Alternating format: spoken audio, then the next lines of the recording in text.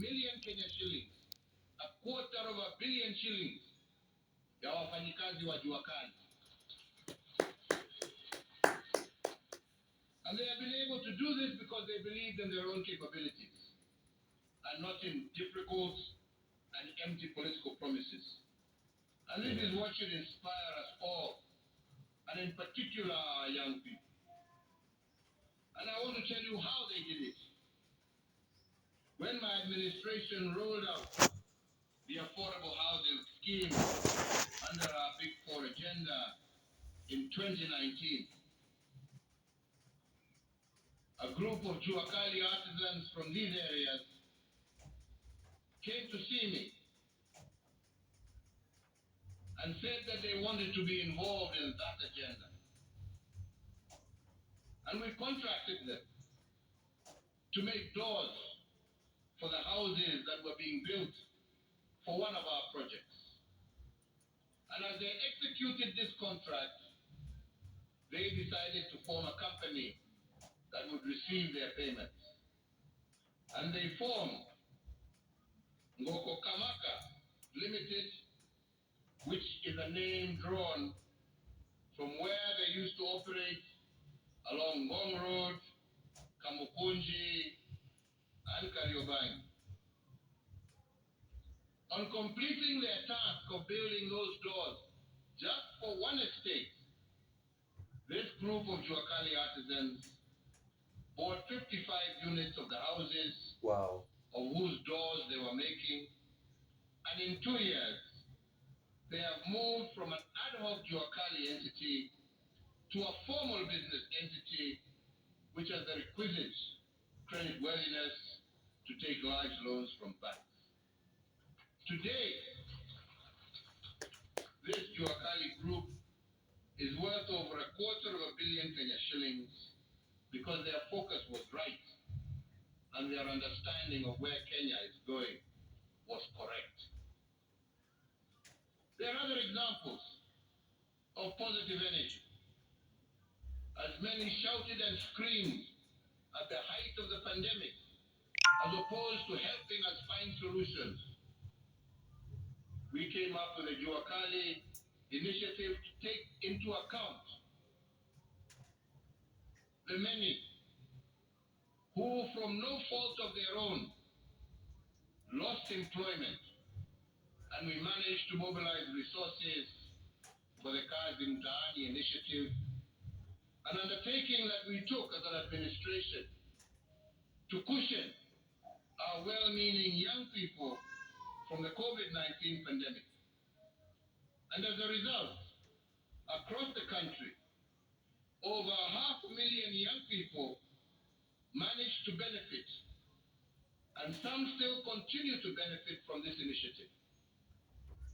But despite the fact that some had lost their jobs, the Kazi Mtiani initiative allowed them to form 1,266 youth groups that were not organized by government, but were organically formed by the young men and women themselves. Of these groups, 1,025 have benefited from commercial loans and our affirmative action funds. Similarly, they have established since then 2,113 new businesses that did not exist before COVID in agribusiness, in retail and services such as salons and barber shops across the country. Nice. Wakenya ambao walikubali na wakasema hawatashindwa na shida, wakajichukulia hatua na tukasaidiana na wao. Mambo ya kuongea matope na matusi haijengi nchi. Mpende msipende, haijengi nchi. Hiyo ndio ukweli. I also took an action. I didn't have a job, so I can understand. This is testament that if we as a country focus on our capabilities over empty political promises, then the impossible is nothing. Yep. If Juakali artisans can do and form corporations that are now worth millions of shillings in less than 2 years. And those who form themselves in groups under Kazim Taani are able to start small businesses across the country. I believe every Kenyan can do the same if they focus on their capabilities and exploit the positive side of what is right about our country. Yeah, that's it. Indeed, another uplifting example worth mentioning on the economic front has to do with the quality of our workforce. The World Bank, kwa sababu sisi, we don't like looking at statistics. We like creating statistics. Kulingana ni nani anaongea. Ukisikia huyo ni mkubwa anaongea, mnafikiri hiyo ndio kweli. But statistics from global organizations, the World Bank itself, has indicated that Kenya will have the most productive workforce on the African continent by the year 2036. Wow. If we continue on our trajectory. And this excellence, as we have just heard, is not only just being felt in Kenya, but it is also being felt internationally. Today, we, as Kenyans, are the third largest skilled workforce of all foreign workers in the United States of America. Kenya, nchi ndogo. That phenomena is replicated across the globe, with Kenyans driving ICT, education, healthcare, construction, tourism and hospitality, and many other sectors in countries far away from Kenya. So today, as we recognize our Kenyan workers working here locally, I also recognize and honor our Kenyan workers in the diaspora. Today, ladies and gentlemen, they are one of our biggest resources as a country. When I took the oath of office in 2013, Kenyans in the diaspora used to remit approximately 117 billion Kenya shillings back into our economy every year. Wow. Today, our Kenyan workforce working outside the borders of Kenya remit approximately 375 billion Kenya shillings that's double. each year into our country. This colossal contribution has not been created by superheroes. It has been created by ordinary Kenyans, driven by our belief in their capabilities, driven by what is right about our country. Above all, they are experiencing individual prosperity in the countries that they work, but also building a brighter future for their families back home. The second ground for positivity and belief in what is right about Kenya is that while we are faced with challenges, we have laid foundations that we require in order to overcome these challenges.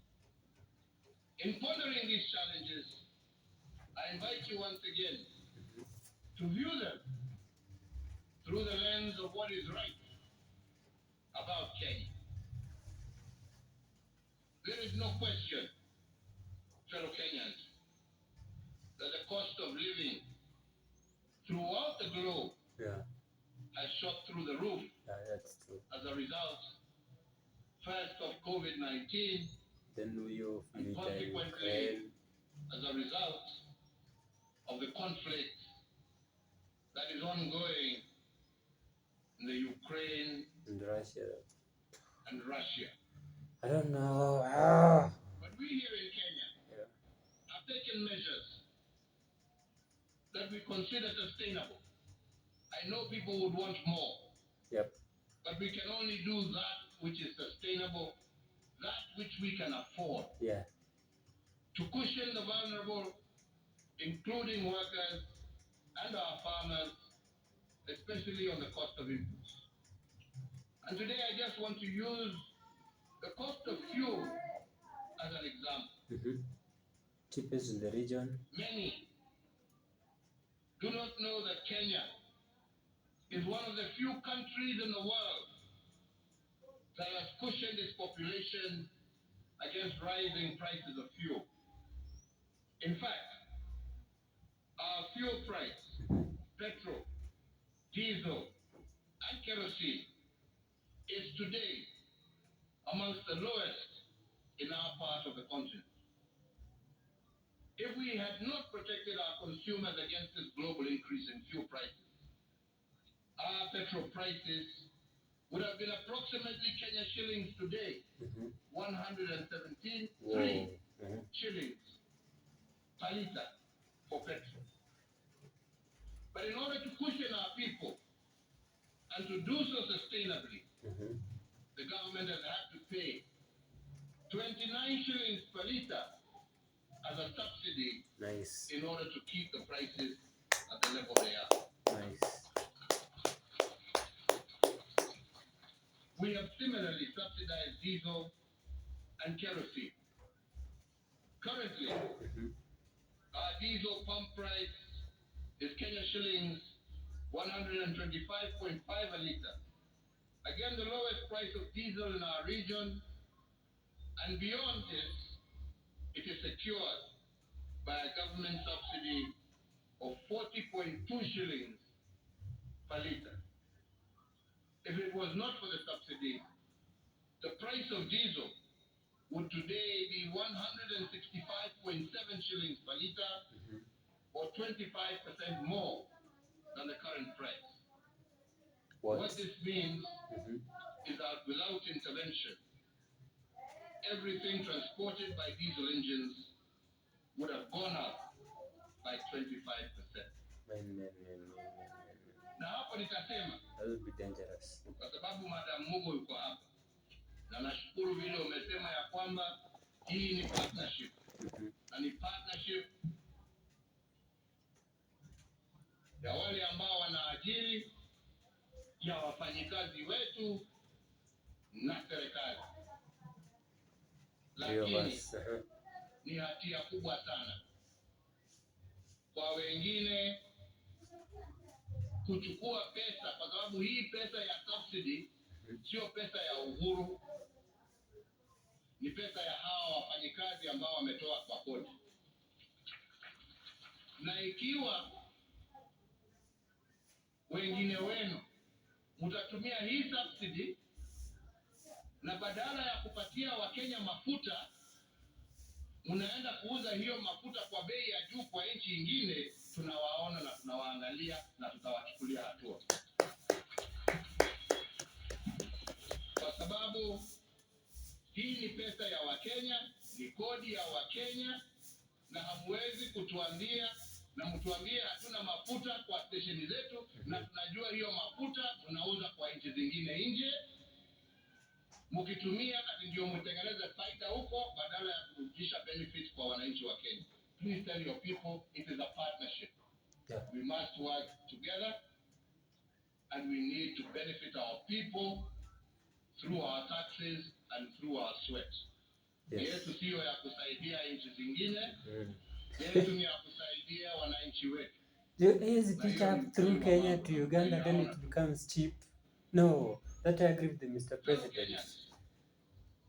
Although the cost of living has gone up because of global reasons, yeah, we must also appreciate our local solutions and the strong foundations that we have laid.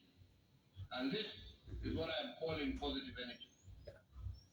On account of the various economic stimulus packages rolled out by administration over the last 2 years, we have helped to push it, not resolve, to push it, because we can only do that which we as can afford. And we have helped cushion our families to cope with the challenges arising from shrinking opportunities as a result of the COVID-19 pandemic. Yep. And other global issues that are well beyond our control. And indeed, I am proud to say that unlike the private sector that declared redundancies that led to retrenchments, we in the public sector maintained our workforce at pre-COVID levels. Hakuna mwalimu, hakuna mfanyikazi wa serikali, hakuna askari ambaye alifutwa kwa sababu ya ukosefu wa pesa. Watu wetu wote waliendelea na kazi zao bila kukatwa mishahara vile ilikuwa inaendelea katika nchi zingine. Wow. Na hiyo ni ukweli wa mambo, watu wakubali, wasikatae ukweli wa mambo. Wasikatae, wakubali. Wewe ulikatwa mshahara.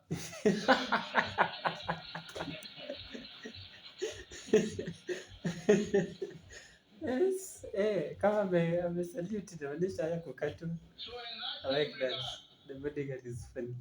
I equally call on the private sector as key partners of the state in our journey of economic development.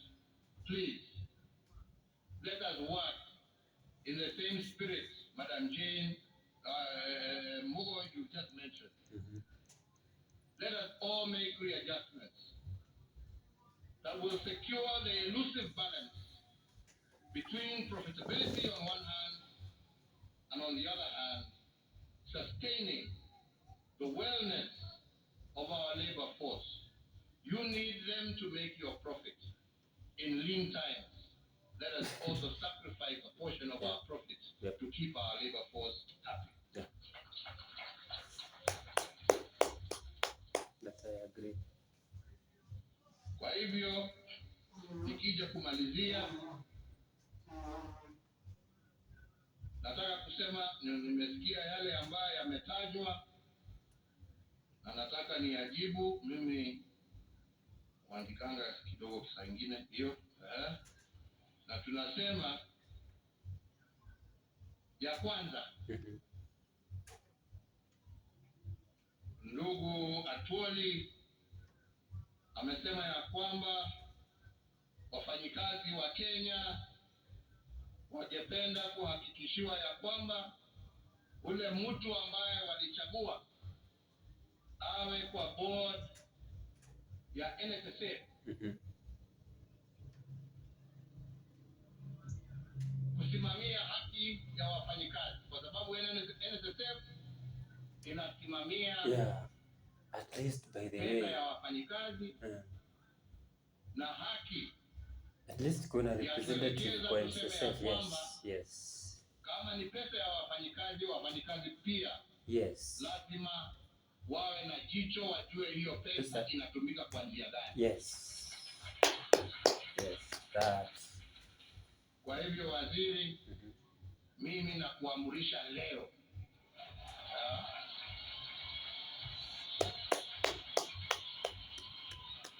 ya kwamba hii sikukuu ndefu ambaye Mwenyezi Mungu ametupatia ikifika Wednesday, mimi nataka kuona gazette notice ikiweka huyo mtu kwa kazi. Na hiyo ni amri, sio maombi. Yake ilikuwa maombi, yangu ni amri. Yes. Sio namna hiyo? Yes. It's a nice order. Umesema ya kwamba kwa board ya NHIF ile sheria ambayo iko imenyima wafanyikazi wa Kenya haki ya kuwa na kiti katika hiyo board. Wajumbe wako ndio hawa, na waona na waangalia, haina kamanda na muona chifu yuko hapo, nawaona wengine, madam yuko hapa wa Nairobi, dada yuko pale. Hebu simameni wangu hao, muonekane. ongea na watu yako, hawa ndio watu yako. Sheria ni yao, wakipitisha mimi nitaweka kidole. Kuna namna hiyo. Kila mtu na kazi yake jameni. Yeah. Ama ni namna gani? Yes. Ya tatu umesema ni mambo kuhusu SRC. Tuoli my friend. Sasa mimi na ndugu Raila tulimenyana hapa, tukazunguka nchi hii, tukasema tupatieni nafasi hapa tubadilishe hii katiba, kuna vipengele vingine ambayo inasumbua Wakenya. Yes, BBI mumeangalia, sisi tumetoa jasho tukitafuta, wengine wamesema hawataki. Yes. Nyinyi mtajibu hiyo kwa uchaguzi ambaye inakuja.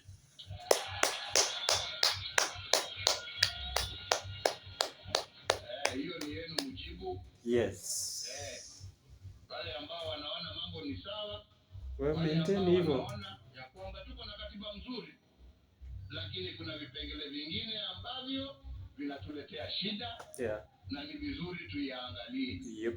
Mimi najua fikira zangu ziko wapi na vile nimejaribu, lakini kwa sababu uwezo ni wa Mwenyezi Mungu, sio wangu pekee. Uwezo ni wenu nyinyi wa Kenya. Yes. Uwezo ukaenda ukachukuliwa hapo na koti, na mimi nikasema sina vita na mtu. I just love my country. Mtaamua hiyo kwa uchaguzi. Mtaamua vipi jameni? Mnataka tubadilishe hii tutengeneze ama mnatakaje? Nataka kuona kwa mikono ni wakati wanasema tunataka tutengeneze na ndio haki ipatikane. Yeah. Ama ni namna gani wenzangu? Yes. Tusije tuwe watu ambao ni wadanganyifu. Na wacha niwaambieni, hakuna kitu ngumu kama wakati nchi na dunia mzima iko na shida mingi mbalimbali. Shida ambayo inategemea viongozi. Shida ambayo ina haja na viongozi kuwa wanakaa, wanaketi, wanajadiliana kwa sababu ya vile mambo yalivyo magumu. Na mimi nawashukuru wa Kenya kwa sababu mambo yamekuwa magumu. Sio tu kwa nchi yetu. COVID sio wa Kenya walileta. Sio wa Kenya walileta ugonjwa ambao umesababisha mamilioni ya watu dunia mzima kupoteza maisha yao na mamilioni wengine wengi zaidi kupoteza kazi zao. Yeah. Hiyo haikuwa kwa sababu ya Uhuru ama mtu mwingine. Na wakati tumejaribu kuyawekelea na kujaribu kufanya tutafanya namna gani ndio tujiokoe, tumeanza sasa kujitokeza, tumeanza sasa kuona barabara. Wengine wameanza vita ambaye sisi hata hatuelewi. Yes, tell me about it. Ambaye imesababisha bei ya mafuta, bei ya vyakula kwa nchi zingine kupanda na kutuletea shida zingine. Na badala ya viongozi kuwa wanaketi kusema tutasuluhisha namna gani, jameni, tutasaidiana namna gani, wengine wanaenda huko kuinsight wananchi. Angalia hili, bei imepanda, uliza Uhuru. Yaani mimi Uhuru niko Ukraine, mimi ninafanya nini huko? Russia mlikutana wapi? I like that. Mimi COVID nilikuwa huko kulea kutoka mimi. No. You're in Kenya. Badala ya kuja kunisaidia, kuniambia niko na mawaidha hii na njia hii na njia hii. Njia ambayo tunaweza tuokoe watu wetu wakati tunangojea mambo haya yaishe. Wewe huko kwa soko una blame na matusi. Politics. Na wewe unajiita kiongozi. Na unajiita ati wewe ndio sijui namba ngapi katika nchi ya Kenya. Whoa. No, you didn't just say that. Ajitokeleze. I'm not going to mention it either. Yes. We all know ni nani president anaongelelea hapa.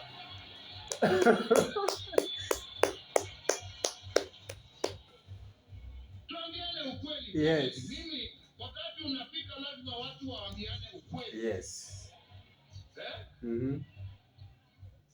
Wewe unajua hii shida sio ya mtu. Hii ni shida ya uko wapi wakati mimi nakuhitaji? Actually yes. Juu ya gari. Huyo mzee at least hata kama alikuwa na mambo yake alikuja kunisaidia. Na hiyo ndio ukweli wa mambo. Na alijua hii sio shida ya mtu, ni shida ya nchi, ni shida ya ulimwengu. Tutasaidiana njia gani ndio tuokoe wananchi wetu? Matusi ndio nawaambia. And empty promises take you nowhere. Yep. But hard work, the labor of your hands. Na hiyo ndio Mwenyezi Mungu alitufundisha na hapo ndipo tulipo. Kwa hivyo Wakenya wenzangu, recognizing because of all these challenges that we have not had a review of the minimum wage over the last 3 years, further acknowledging the increased cost of living with inflation currently hovering between 5 and 6% annually. Bana, that's a lot. In that regard, and in full appreciation of the critical contribution that our Kenyan workers have made to our economy during that very difficult time, as a caring government, we find there is a compelling case to review the minimum wages so as to cushion our workers against further erosion of their purchasing power, while also guaranteeing the competitiveness of our economy. And in that context, I today declare an increase of the minimum wage by 12 percentage points. Yes.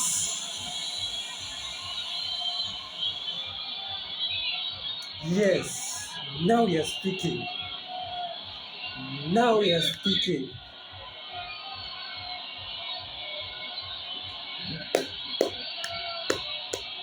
Wow. 12%. That's pretty good. May 2022. Oh, I wish that can apply to everybody, but for those who will be enjoying that, that's a lot of money. To thank our ministry, to thank KOTU and our stakeholders, and at the same time, congratulate the Honorable Gilbert Hugbo, former Prime Minister of Togo, on being elected the first African Director General of the International Labour Organization. Nice. Through our ministries of labor, foreign affairs, and through our organization KOTU, Kenya was at the forefront in lobbying for this appointment, and it is indeed my earnest desire that he will work towards placing our African labor movements on the global map. Kenya always always fighting for the rest of the continent, and that's true. Happy Labor Day. Shukrani nyingi kwetu sisi zote, kwa wao, kwa vile wamejitolea miaka hiyo ya ugumu, na hakikisho ya kwamba tutaendelea kusaidiana pamoja kuhakikisha tumeimarisha uchumi wetu wa nchi yetu. God bless you all, na Mungu aibariki na ailinde Kenya. Asanteni sana. Asante sana Mheshimiwa Uhuru Kenyatta, Rais wetu wa Jamhuri ya Kenya na Amiri Jeshi Mkuu wa Majeshi ya Ulinzi. Ni hongera kwa kuweka miundo msingi na hata mazingira bora ili wafanyakazi wetu Okay, honestly, I don't know how I feel about the speech today, but since the president decided to make it of the positivity level today, so I'm gonna remain it on the positivity.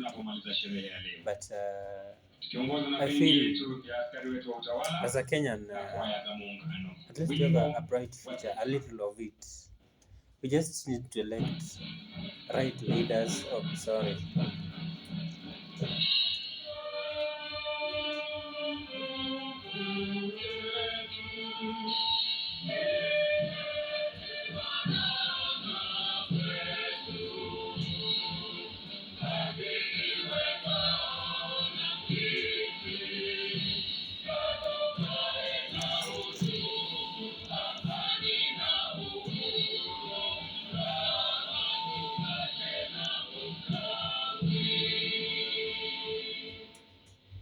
Shukrani za dhati, na niombe viongozi wetu kwenye jukwaa rasmi tuwe watulivu anapoondoka Mheshimiwa Rais. Tutulie tafadhali, tumpe nafasi Mheshimiwa Rais kuondoka.